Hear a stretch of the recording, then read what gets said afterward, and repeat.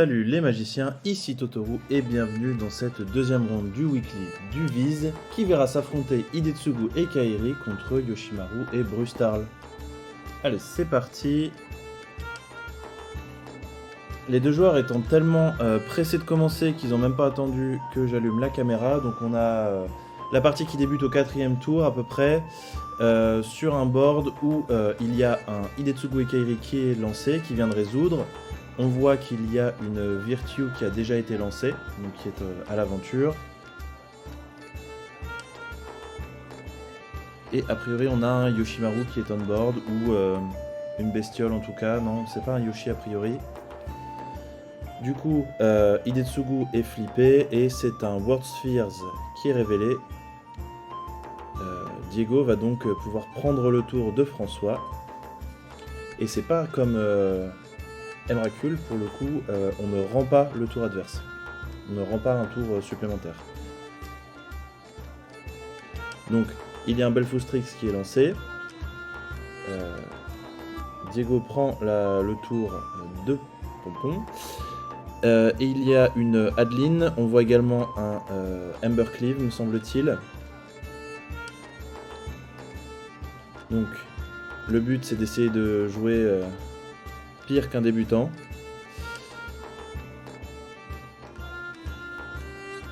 Il me semble que c'est une des nouvelles cartes de fondation, je sais plus exactement comment il s'appelle, mais qui dit que à chaque fois qu'on attaque, on met un marqueur sur une bête et elle acquiert le double strike, elle a déjà 2 marqueurs. Celui à 2, qui est un peu en style japonais, je sais pas comment il s'appelle.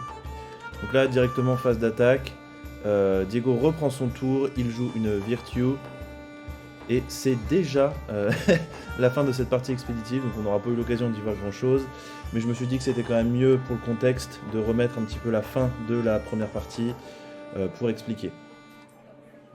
Donc comme vous pouvez le voir sur la durée de la vidéo, il y aura quand même 2 parties pleines qui vont être jouées. Maintenant ça ne donne pas l'information du vainqueur à la fin. C'est donc François qui commence avec un Yoshimaru en fetchant une plaine sur une Prismatic Vista, très classique du côté de Yoshimaru. Tiens, au niveau du match-up, pour le coup, je sais pas forcément qui est avantagé. J'ai tendance à dire que Yoshimaru est avantagé puisque aggro généralement, qui plus est aggro linéaire, qui met une pression assez costote, ça a tendance à battre contrôle. Cependant, Hidetsugu c'est pas un contrôle classique, c'est un contrôle combo, puisqu'avec sa command zone, il a accès à la deuxième capacité qui permet de lancer un éphémère rituel du dessus de la bibliothèque. Lancer c'est bien, généralement c'est déjà très écrasant, mais en plus, un peu à l'instar de Yuriko, d'infliger autant de blessures que la valeur de mana de la carte. Donc c'est un peu un Yuriko aux hormones d'ailleurs, maintenant que je me fais la réflexion. Pour 2, Feldon du côté de Pompon, qui se prend sa meilleure Spell Snare. Spell Snare qui est d'autant meilleur dans le format qu'il y a Ezio qui existe. Et dans tous les cas, ça permet même de gagner des petites batailles de contre, parce qu'en général, les contres, c'est soit 1, soit 2. Arbazmir, une créature qu'on aurait peut-être préféré contrer du côté de Dimir. Donc pour le coup, en réponse, il y a un removal, donc un effet de sacrifice avec Sholdred's Edict, qui va faire sacrifier Yoshimaru. Il y a tout de même le TB d'Arbazmir. Pour rappel, Arbazmir trigger à chaque fois qu'un permanent légendaire arrive en jeu. Enfin, historique me semble-t-il. Ce qui veut donc dire que même les terrains légendaires infligent des blessures. Pour le coup, ce sont les permanents historiques non jetons, parce que sinon ça veut dire que n'importe quel jeton artefact activerait la capacité. On avait déjà eu le cas il y a quelques vidéos pour ceux qui s'en rappellent.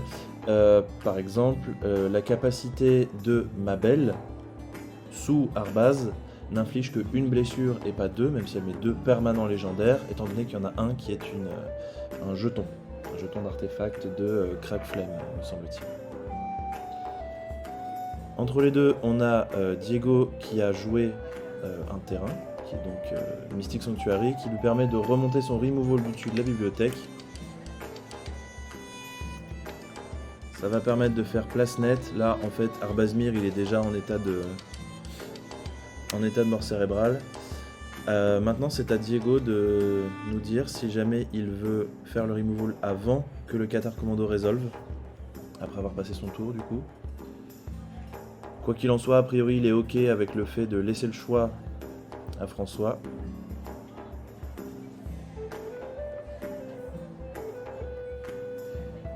Phase d'attaque, et assez logiquement, on demande à François de sacrifier une de ses deux créatures. Pour le coup, c'est le Qatar Commando qui est sacrifié. Et là, une carte qui peut être assez embêtante, voire même une des cartes clés du match-up. Sanctifier en Vec. Il faut garder à l'esprit que, d'accord, ça exile les cartes des cimetières, mais surtout, c'est si un permanent noir devait être mis au cimetière, à la place, il est exilé à la place. Ce qui veut dire que Hidetsugu Ekairi ne résout pas son effet. Alors, on voit qu'il y a un Toxic Déluge qui a été lancé.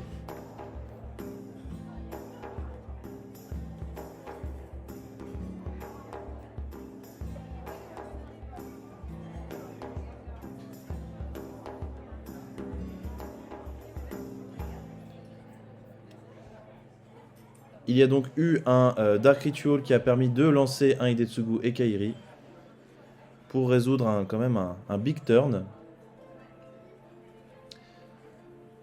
Hidetsugu, en réponse à sa capacité, pour éviter qu'il y ait un setup qui soit placé, est exilé via une Source to Plowshares. C'est vraiment pertinent de le faire avant, au cas où Diego piochait une Flare of Denial qui lui aurait permis de contrer le sort. Bon, en l'occurrence, ça n'aurait pas été nécessairement le plus pertinent de contrer un sort, vu qu'on va le faire fizzle en sacrifiant la cible. Mais ça lui aurait permis d'exiler, de jouer la carte du dessus de sa bibliothèque depuis l'exil. D'exiler la carte du dessus de sa bibliothèque. Et si c'est un éphémère rituel, coller des points et la rejouer. Donc, c'est un mal pour un bien puisqu'on rend des points de vie à l'adversaire, 5 en l'occurrence, ce qui est quand même un quart de ses points de vie, c'est pas négligeable. Alors, un petit peu triste de devoir jouer une Adeline sans board, étant donné qu'on ne bénéficie pas de sa capacité à créer des jetons humains attaquants, ce qui est quand même une de ses forces. Donc une petite 1-4 qui peut grandir assez rapidement. Pour le coup, du côté de François, on voit qu'on ne touche absolument pas ses terrains. Il faut croire que c'est une option dans son deck. Pour autant, ça veut dire qu'il n'a que des cartes actives en main. Donc qu'il est quand même solide sur les appuis, que probablement s'il a des gros drops en main, le moindre terrain pourra venir vraiment débloquer la situation. Étant donné qu'on pioche beaucoup de terrain pour le coup du côté de Dimir, on peut se permettre de lancer à la chaîne son général. Au pire, il sera géré. On fera un brainstorm à chaque fois pour essayer de se laisser une opportunité de piocher au pire un fetch pour remélanger ses cartes. Broadside Bombardiers, bonne carte pour passer à travers Hidetsugu Ekairi. Donc phase d'attaque, dans tous les cas, on est plus ou moins obligé de créer un jeton qui pourra être sacrifié avec la capacité de Broadside. Il y a quand même une question qui se pose sur le fait de est-ce qu'on essaye de détruire Hidetsugu avant les blocs. A priori, ce n'est pas le cas. Donc phase d'attaque uniquement avec Broadside, on crée un humain qui est bloqué par Hidetsugu Ekairi, en réponse à quoi on active la capacité Boost de Broadside. Diego prend donc 2 points supplémentaires à Broadside.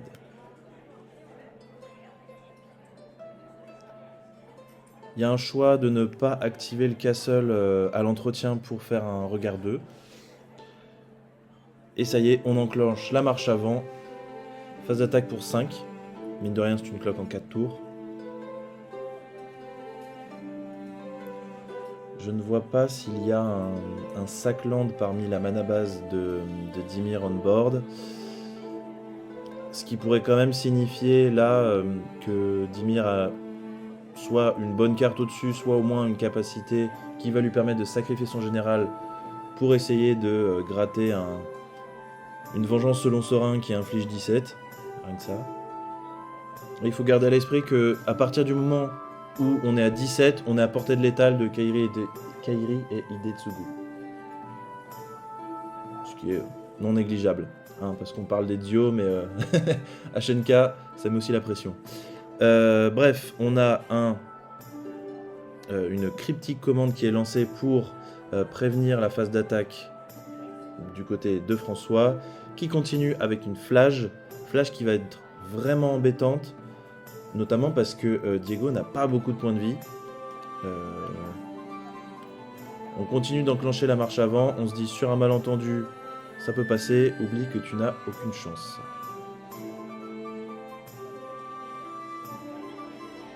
Donc là, faut surtout pas se planter.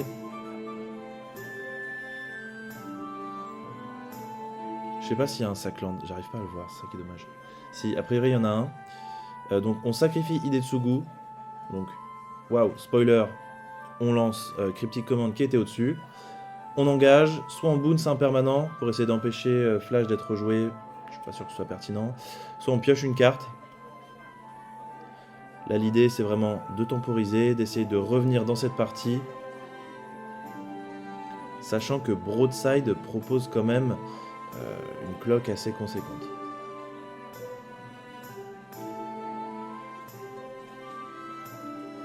Alors, il faut croire qu'il y a un Castle Ventress qui est activé cette fois-ci. On refout encore 2 terrains en dessous, dis donc c'est vraiment du jardinage plus du côté de Dimir. Qui essaye de trouver, donc avant la pioche de son Cryptic Command, un removal ou un contre, encore mieux. Pour 2 Adjani, donc vas-y que je te pose du board.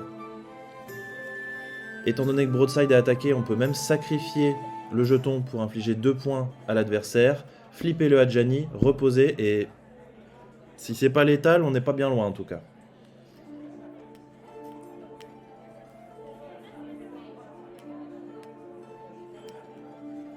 Donc là, il y a des très belles lignes de play qui sont ouvertes. Ouais, il aurait même pu ne pas s'embêter. Ah mais non, autant pour moi. Broadside n'a pas attaqué, donc on oublie cette histoire. Pour le coup, la Galvanic Discharge va permettre de continuer avec la suite de... On flippe Adjani, on fait un 0, on a une créature rouge, ce qui nous permet d'infliger 3 où on veut, en l'occurrence Face, de mettre l'adversaire à 4, donc ça veut dire que le moindre point de vie... 4 ? Il y a peut-être un jeton humain qui se balade et qu'on voit pas. Pardon. Ce qui veut dire que Flash réanimé, victoire. Encore un land du côté de Dimir. On spam le général. Temple of the False God qui lui permet de garder son mana up pour le sacrifier. Là c'est pas compliqué, s'il voit rien sur son brainstorm, c'est terminé. Il lui faut n'importe quel sort à 9, sachant qu'il en a quand même un petit paquet. On a vu une damnation, donc au pire il peut reset le board.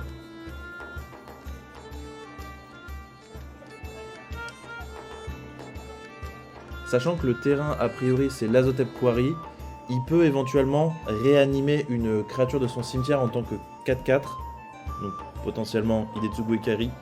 Pardon. S'il décide de le mettre au cimetière. Il y a quand même des outs. Hein. La partie est assez mal engagée pour Dimir, mais il peut toujours remonter.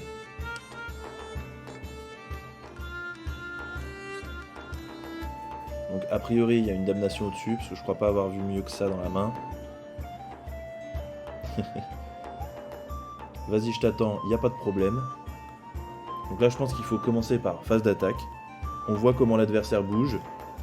Dans tous les cas, il n'aura pas de mana, donc c'est soit il a une faux pour contrecarrer Flash qui est relancé.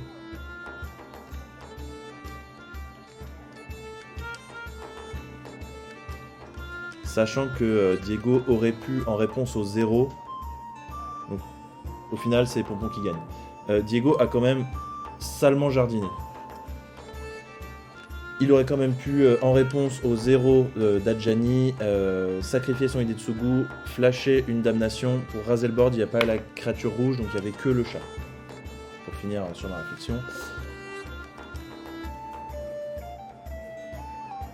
Du coup, assez logiquement, on a un Yoshimaru T1 du côté de Pompon qui joue un terrain légendaire.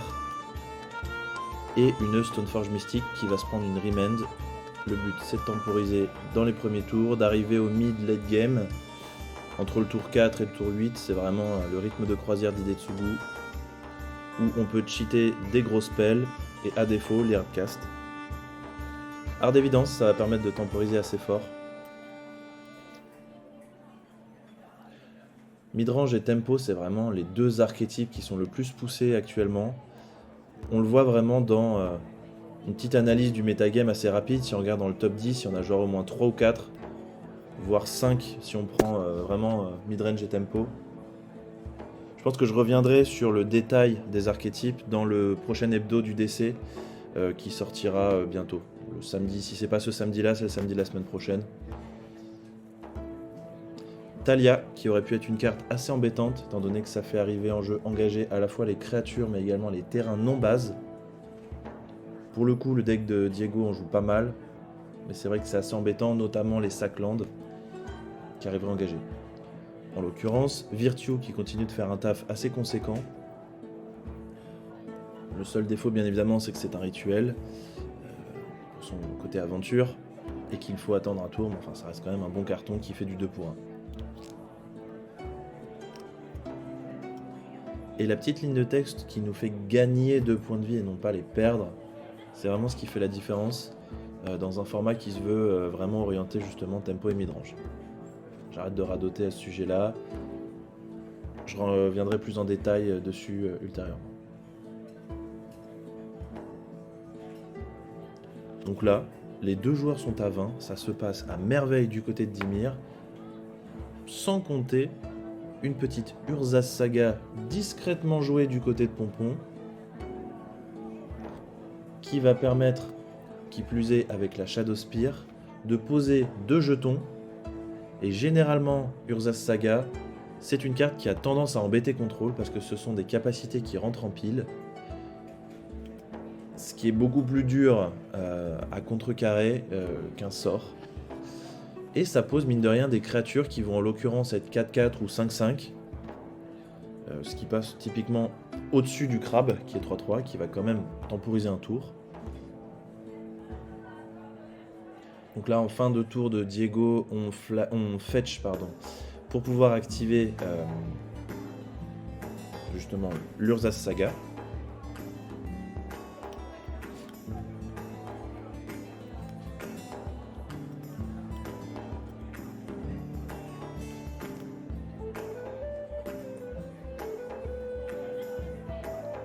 Et on voit les jolis tokens blueprint du circuit CDF du millésime 2024.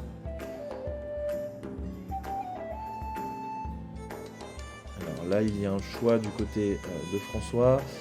A priori, on prend le parti d'activer encore une fois, je suis tout à fait d'accord avec ça, la capacité d'Urza's Saga.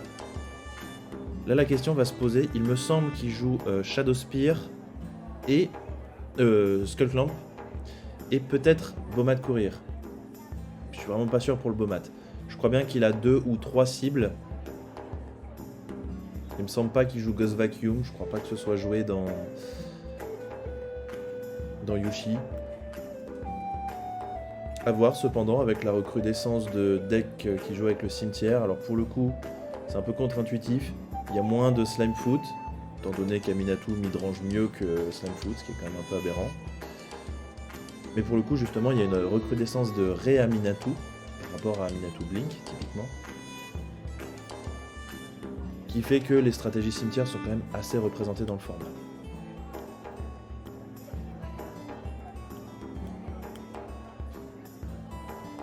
On va donc du côté de François pouvoir attacher, je pense, la Shadow Spear, qui permettra pour le coup de passer à travers le petit jeton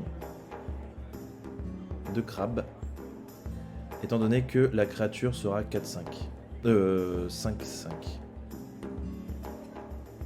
Bon, pour le coup, Cryptic Command vient bouncer le token et piocher une carte. Bon, comme ça c'est fait.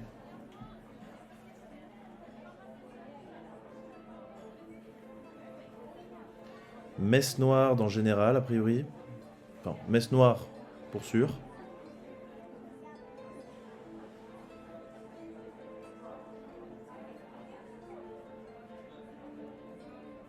Messe noire dans DT. Intéressant. Alors, il lui reste un mana noir. Dans le spot, qu'est-ce qu'il peut faire avec 4 dont 3 bleus? Il n'y a pas Dream Halls. Dream Halls dans Hidetsugu, qui est quand même une carte sacrément débile. Il me semble que Diego l'a cut il y a un petit bout de temps, mais je l'ai déjà vu faire de sacrées lignes de play. Quand tu transformes tous tes contres en Force of Will, qui coûte pas de points de vie et qui défausse la carte au lieu de l'exiler, bon, je vais pas vous refaire le tableau, mais c'est quand même une carte très puissante. Ah, il n'y avait pas encore landé. Donc peut-être que Diego est parti chercher la Phyrexian Tower qu'il a landé pour pouvoir lancer son Hidetsugu et Kairi.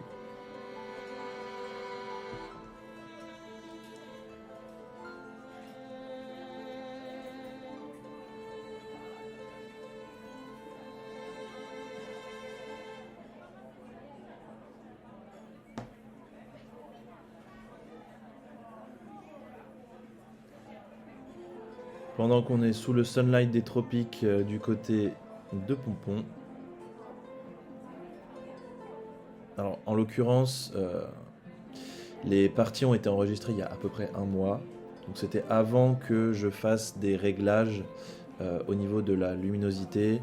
Dans tous les cas, le spot où je filme au vise est assez mal éclairé. C'était un moment où il était entre 20h et minuit. Donc il fait sombre. C'est donc pour ça qu'on a une luminosité qui est assez sombre et que si j'augmente artificiellement la lumière, ça va avoir tendance à assez saturer. Des réglages ont été faits entre les deux. Les vidéos qui sortiront, typiquement celle du prochain DTC et si ça se concrétise, celle du Zap, seront de bien meilleure qualité.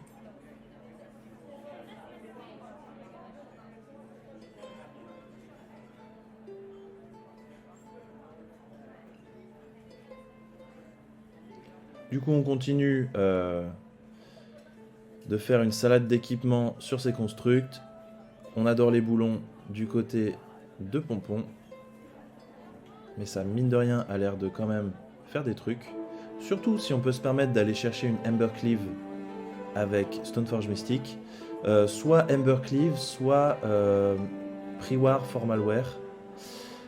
Qui permettrait, si Stoneforge est géré, de la remonter pour ensuite aller chercher Embercleave. Ça fait quand même des chouettes séquences.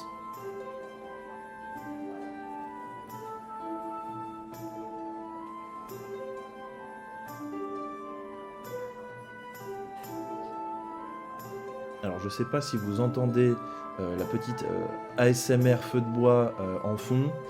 Je me suis allumé un petit feu de bois de cheminée juste avant de commencer la vidéo. Ça commence tout doucement à chauffer. Vraiment, il n'y a plus qu'à mettre les chaussons, se faire une petite tisane. Et alors là, on serait au max. Parce que Magic, c'est avant tout du kiff. Donc en l'occurrence, blague à part, c'est une Embercleave qui a été tutorisée sur Stoneforge Mystique. Soit Priwar Formalware n'est pas joué, soit elle est dans la main, soit tout simplement c'était pas la meilleure option dans le spot. Ah, une belle full streak, ça fait quand même bien le taf contre Yoshi. Hein. En l'occurrence, il y a la Shadow Spear qui va permettre de passer par-dessus, enfin à travers. Mais étant donné qu'il y a le contact mortel, dans tous les cas, à moins qu'on donne -1, -0 à la Strix, ça détruira quand même la créature qui est bloquée.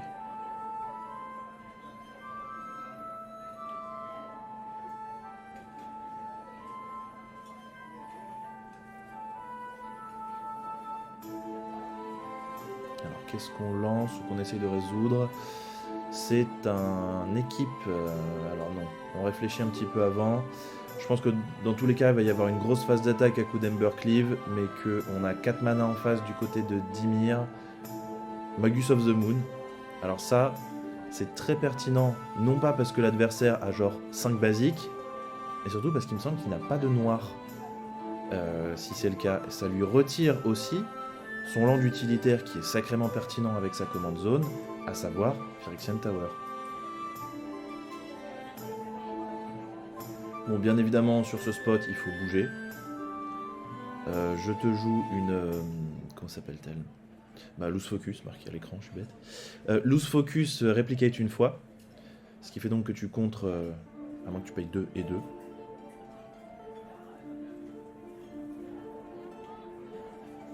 Loose Focus qui est quand même un sacré bout de carton. Hein. Il y a genre 2 lignes, mais c'est du texte. Static Prison, ça peut être assez pertinent. Je pense pour retirer le crabe dans le spot. Ouais, ça c'est un peu dommage. Alors, du côté de Diego, on préfère avoir sa créature au cimetière, je pense, parce que ça rajoute des types sur Bargoyf.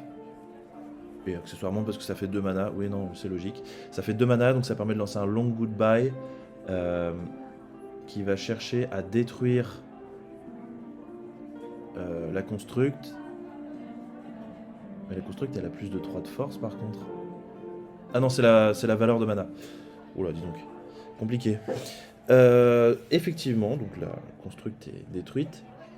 Cette Urza Saga, qui certes aura coûté un land, mais bon, c'est un faible prix par rapport à tout ce que ça a rapporté, parce que ça a quand même fait cracher 2 ou 3 interactions du côté de Dimir, que ce soit la cryptique commande ou justement le Long Goodbye.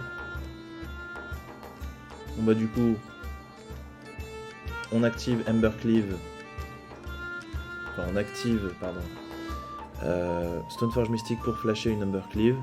Je comprends pas trop pourquoi il l'a fait en main pendant son tour. Il va avoir ses raisons, que la raison ignore.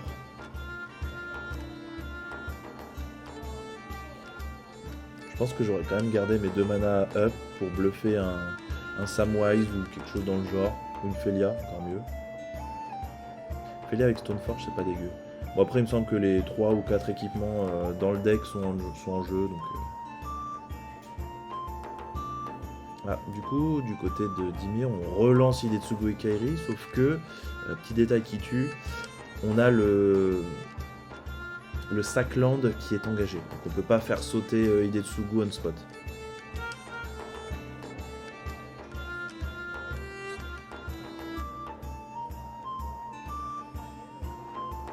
D'ailleurs, petit instant promo pour les chroniques, si vous êtes intéressé par le deck Hidetsugu et Kairi, je vous invite à regarder la vidéo faite justement par le créateur du deck que vous avez à votre gauche, à savoir Diego. Vidéo qui est très bien pensée, justement, il revient en détail dans une quinzaine, vingtaine de minutes sur tout le thought process et toute la composition du deck. Vraiment, c'est un deck qui est, je pense, sous-joué par rapport à sa puissance. Il y a eu un petit effet de mode qui est légèrement passé. Je pense quand même que c'est un deck qui peut s'inscrire dans le long terme du format. Vraiment, je vous recommande cette vidéo. Je vais voir si je peux la mettre en description ou en carte sur la vidéo. C'est quand même important de soutenir les contenus des copains. Donc là, on voit qu'on a quand même une Stoneforge Mystique qui est bien équipée. C'est le cas de le dire. Elle est 1-2, elle prend plus 3 moins 1, donc elle prend plus 3 plus 1. Elle est donc 4 plus 3 plus 1, donc elle est 4-3. Double initiative, piétinement, lien de vie, et si elle meurt, je pioche 2. Allez, vas-y. On accroche son slip et c'est parti. Donc bien évidemment, Hidetsugu est envoyé au casse-pipe. Il meurt sur les dommages d'initiative et du coup révèle une Sauron's Ransom, carte assez pertinente. Il faut tout de même se rappeler que The Ring Tempts You, ce n'est vraiment pas du flavor text. Bon, en l'occurrence, quand on joue une 5 de force en command zone, c'est pas des plus pertinents. Mais par exemple, un petit Baleful Strix ou un petit Snapcaster Mage peut ne pas être bloqué par une créature plus grande s'il est porteur de l'anneau. Sachant qu'on a qu'on joue Snapcaster Mage dans la liste de Dimir, il est plus que probable que ça arrive, des scénarios où on fait The Ring Tempts You, on la fout sur le côté, on flashback Sauron's Ransom, Et cette fois-ci, le Snapcaster, quand il attaque, il loot. Donc ça commence à creuser, à rajouter des types dans le cimetière pour des bêtises qui pourraient être jouées ultérieurement. C'est une petite ligne de texte qui est vraiment pas du flavor. Alors, je sais pas exactement ce que Pompon propose. Yoshimaru. Yoshimaru qui se prend sa meilleure force of will. Hein. Coucouche panier. Le Dogo. Dogo qui est d'ailleurs concurrencé par le Corgi. Faut pas investir dans les Shiba. Ça coûte trop cher. Prenez des Corgis. Bien évidemment, dans le respect des animaux. Et donc on pitch une Flare of Denial. Ça fait du bien de voir partir 2 free spells du côté de Pompon. Magnifique ce pseudo, hein, au passage François. Bravo.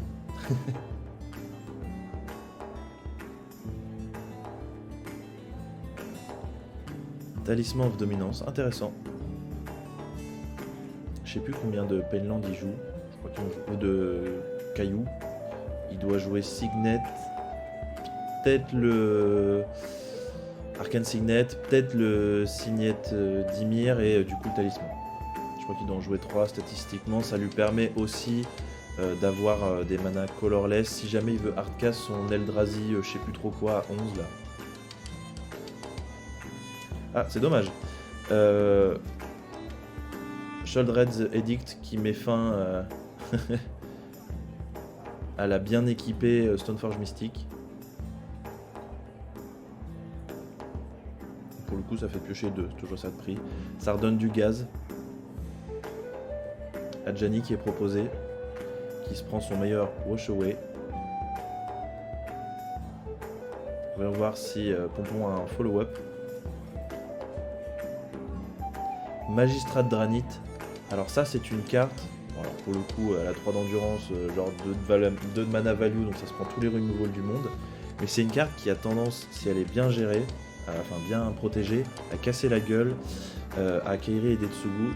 Étant donné que, déjà, on peut pas lancer le général et que... À vérifier, mais il me semble que Hidetsugu et Kairi, quand ça meurt, on exile la carte du dessus, on colle dans tous les cas les points, mais par contre, on peut la lancer gratuitement depuis l'exil. Ce qui veut dire que Dranis Magistrate empêche le cast depuis l'exil. C'est un peu, à toute proportion gardée, à peu près le même cas de figure que TFA3, qui force à jouer les cartes uniquement rituelles.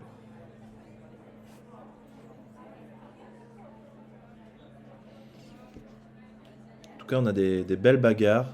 Dans tous les cas, même si jamais Dimir se retrouve avec une main vide, il pourra toujours slammer sa Virtue of Persistence, qui lui permettra de remonter des bangers, que ce soit un Strix ou un Adjani. Il y a ce qu'il faut dans les cimetières.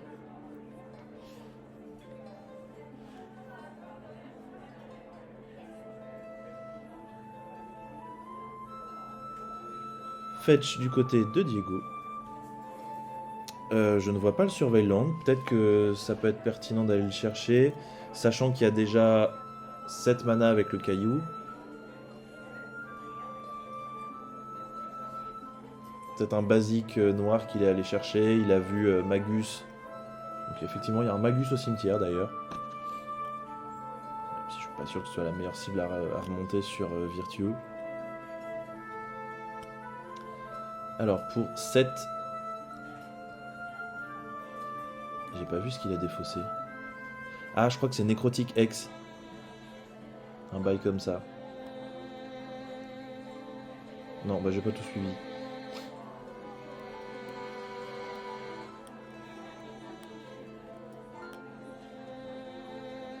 Ah, c'est pas un Sorin's Vengeance? Je te colle 10, je gagne 10. Non, j'ai pas suivi. Broadside Bombardiers, qui, couplé avec une Ember Cleave du Turfu, peut envoyer un parpaing. 23, c'est pas tant que ça. Faut faire les maths. Alors, déjà, il y a 2 avec... si on part du principe que Diego n'a pas d'interaction, il y a 2 avec le Broadside. Le Magistrat de Dranit, il est 4. 1, 2, 3, 4 s'il équipe Shadow Spear. fois de 8. Donc 8, 10. Et on renvoie 8 en plus dans la gueule en sacrifiant le Shadow Spear après les dégâts. Ah non, il passe tout sur... Ah oui, il y a moyen que ça fasse encore plus mal d'ailleurs. Phase d'attaque avec les deux. Cette fois-ci, Broadside, il est 1, 2, 3, 4, 5 fois de 10. Il envoie un parpaing. Donc, dommage d'initiative. Est-ce qu'il y a un effet entre les dommages d'initiative et les dommages classiques? Non. C'est tout? Il a oublié la moitié des dommages là, non? 1, 2, 3, 4, 5 fois de 10. Plus... Ah non, j'ai rien dit. C'est parce qu'il a fait le choix de ne pas sacrifier l'Embercleave. Il se dit, puis je pourrais la sacrifier au prochain tour.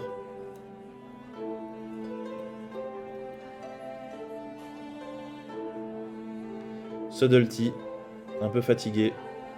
C'est donc François qui, au cours de ce BO assez disputé, où ça s'envoyait des vrais parpaings dans la gueule, qui remporte le match. Dans la troisième ronde, on retrouvera Slimefooted Squee, piloté par Rebro, contre Aminatou que je pilote. Je vous remercie de m'avoir écouté, c'était Totoru pour l'entre du deck.